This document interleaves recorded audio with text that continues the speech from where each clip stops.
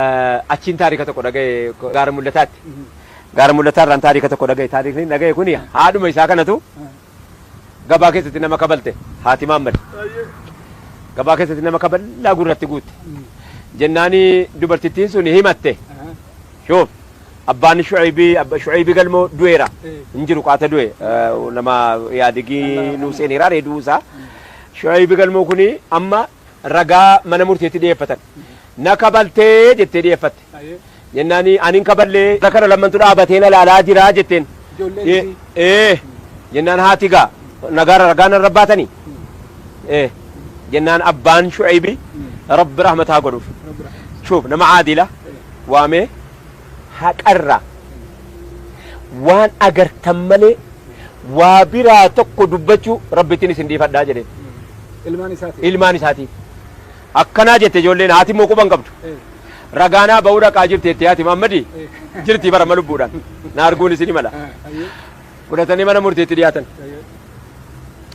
Dubbadhaa ijoollee eenyutu eenyuun kabalee jennaan wallaahi wa billaahi aayyoon tiyyaa Aamina qabdeetuma kaballaa gurratti guutteetten.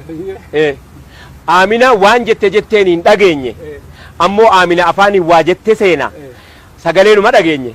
Waa takka immoo beeynu quban qabnu ammoo aayyoo kiyya kaballee shoof Maammad tunatti bela Maammad Shu'aybii aayyootu kaballaa gurra guutte tanaa sin waame siifutege bara 83 akkala 84 akka lakkoofsa biyya kanaatti Maammad tunatti mee bara waan inni adilee albiichalatti nimne sababa abbaa isaa kaafne haasofne jirran Shu'aybiin haqarraa haqni haqa adiin adiidha gurraacha haadha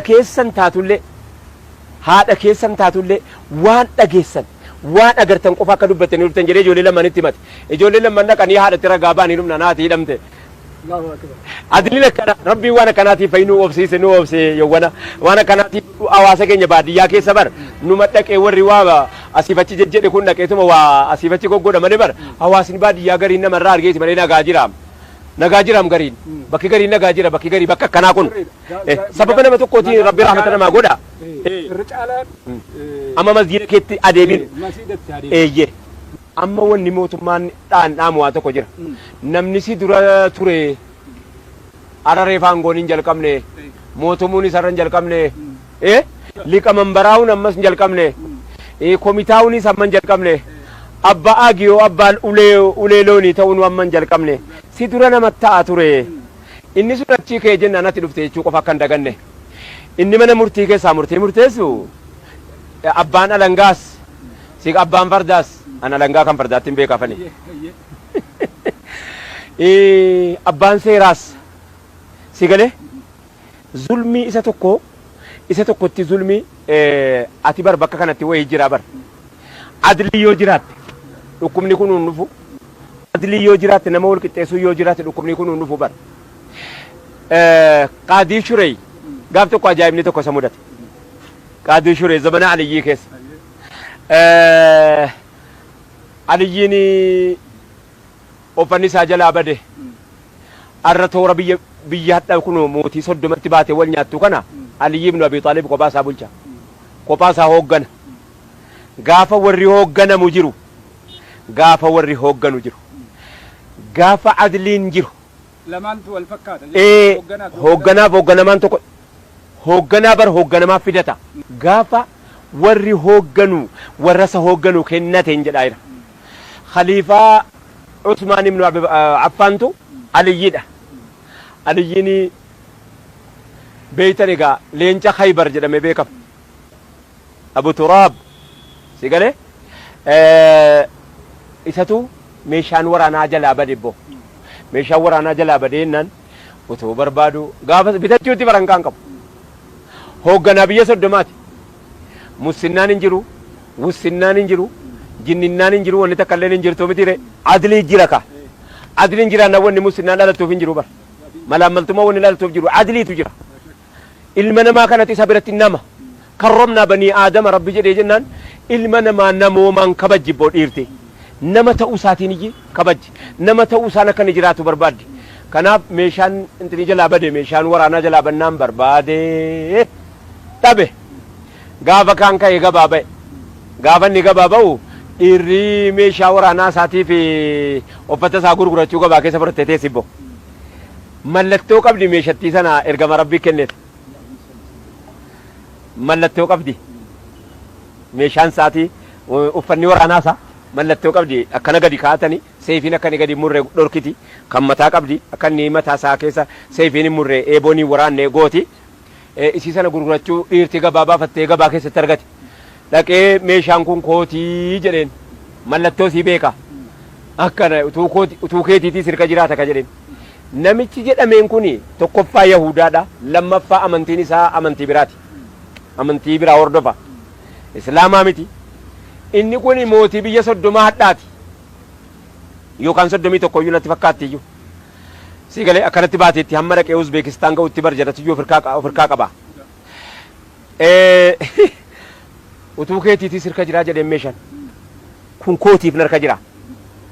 Ankaan meeshaa kun gurguradhuu gabaatti baafadhee jennaan qabsiifate.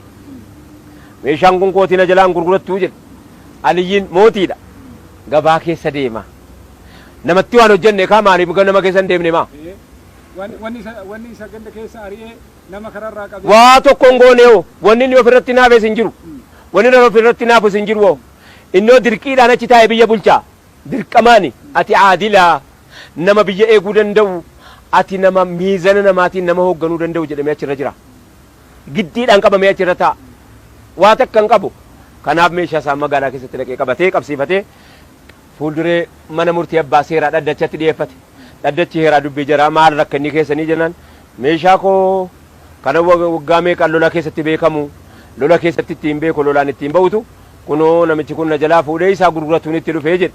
Jennaan namichi maal jedhaani hoo kan keessa harka sirka jira ka jedhe kan koosoon harka jira sirka turee jedheen ishee anaatu na argiteetta hin argin immoo dhugaadha fardarraa jalaa buuteedhaan yeroon waa isii dhagahu yeroo inanne jalaa fuudhee garuu meeshaan kana liyyii ta'uu hin beekaa gafuudhachuu gabaatti baafate jennaani dhaddachi heera aliyyi meeshaan kun ragaa qabdaa jedhe qabaa jedheen bakka ragaa kee dhiyeeffadhu jedheen kan kee ta'u atis ragaa kee dhiyeeffadhu atis ragaan koo meeshaa kooti gadi jedheen harka jira namichi inni fuudhe ragaan kun meeshaa kooti gadi harka jira sirka jiramu waa koottan ragaa barbaadadhaa jedhe harka jira anaatu naa gartee taa'e nagar kanaafuu kooti innaan aliyyi ragaa qabda innaan qabaa jedhe mee ragaan kee eenyuun jennaan ilma kootii fi garbicha kooti jedheen jennaani shuuf adilii bakka kana jirti gaafa adiliin jiraatu garbichi kee qabeenya keeti jedhe ilma kan kee ilma keeti ragaa siin ta'anu jedheen shuuf maaliif jennaan buutamanii diqqoo waa namaatiin waasaati jedhu karaa ta'a ka diqqoo kallattii ta'eetiin namni gara fuulduraatti ittiin biyya hoogganaka isii kana dhabamsiisuuf jecha shuuf qabeenyi kun kan kee ta'uu maatiin kee ragaasii ta'uu hin danda'u garbichi kee ragaasii bahuu hin danda'u akkanatti ragaasii bahuu hin danda'amu jedheen aliyyiin ragaa dhabe jennaan yahudicha waame kottuuti jedhe kakadhu fudhu jedhee meeshaa koo yahudichi argachuu malee kan isaa maal jedhe naa kaasu asii naa buqqisu jedhee meeshaan isaa murte. Waanuma amma argaa jirru kana jechaadha. Naa kaasu naa taragu naa buqqisu bubbee naa godhu wama amma argaa jirru. Shuuf kan jaahiliyyatti jechuudha. Jennaan meeshaan kun keetii gaa fudhuu jennaan meeshaa isaa fudhate. Meeshaa isaa fudhatee namoomni qabeen namicha insaaniyyummaan qaba. Shuuf bakka kanatti insaaniyyummaan nama qaba bara namooman nama qaba. Namoomni qabee jennaan deemuu dadhabe. Deemsa dadhabee akkamittan deema gaa jedhe. Adliin haddii kana ga'aa jedhe. Tokko namichi mootiidha. Meeshaan mootiidha. Silaa utuma koo ta'e maasaan murtaa'in. Utuma iyyuu koo ta'e isaa murtaa'uu qaba. Mootiidha. Humna qabaa, giidoo qabaa, waraana qabaa, biyya kana hunda hoogganaa jira. Isumaayyuu moo gabaa keessatti hin qabame. Yeroo sana narraan fudhatu innoo mootiidha. Biyyoo kan saati. Gaayaa isa dhiisi. Meeshaan kana liyyii ta'uun kana liyyiin taasisu. Hin taasisu. Isaatu arguu qaba. Isaatu namni arguu qaba. Hattaa moo maatiin ragaa bahuu hin danda'u. Maatiin aliyyi ragaa dhabee naa isaa murtaa'e booda namichatti meeshaa fudhattee ol deebitee deemuun dadhabe jara keenya jedhe maal jennaan meeshaan kun kan aliyyiiti maali maal dhageesse adliitu tarkaa miila na dhorke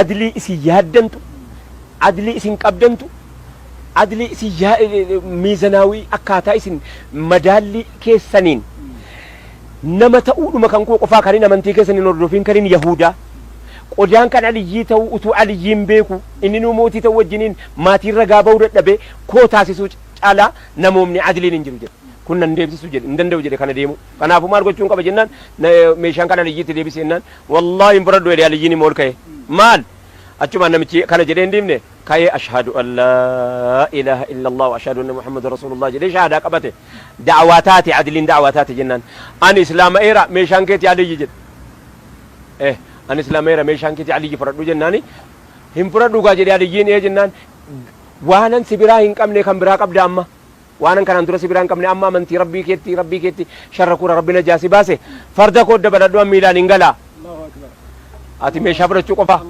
shuf adiliin gaafa jiraat amma namni amma wanni nuti dhaamsi hawaasa keenyaa dhaamnu inni biiroo keessa tokko keessa hojjete isiin dubartii taate isii dubartiitti inni dhiira ta'e isa dhiiraatti wanni hinaaffaa fide waa tokko iyyuu hin jiru tokkoffaa sababa hinaafuusaa wanni isa sanaa dabalamuu hin jiru fakkeenyaaf amma waan hin qabu fooqiin tokko hin qabaa jedhu natti hinaafeedha fooqiin kan koo keentaama wanni nuti hawaasa keenyaa dhaamnu walirraa hadhaamnu mee inaaffattii kana balaan sababa keenyaa dhufte iyyuu waa'ee inaaffaa asaa jiru waa'ee adilii dhabaa asaa jiru si galirra dubbi namni gaafa aadila ta'e mootiin gaafa aadila ta'e namni maatii isaa irratti gaafa adilii eeggate ilmaan isaa irratti adilii eeggate ulamaan jamaa isaa irratti adilii ta'e ulamaan ulamaa irratti gaafa inni aadila ta'e jedhe samii waan qabdu nuu kenniti ardii waan qabdu nuu baafti wallaahi kas qabeenya hamma qabnu nu ga'a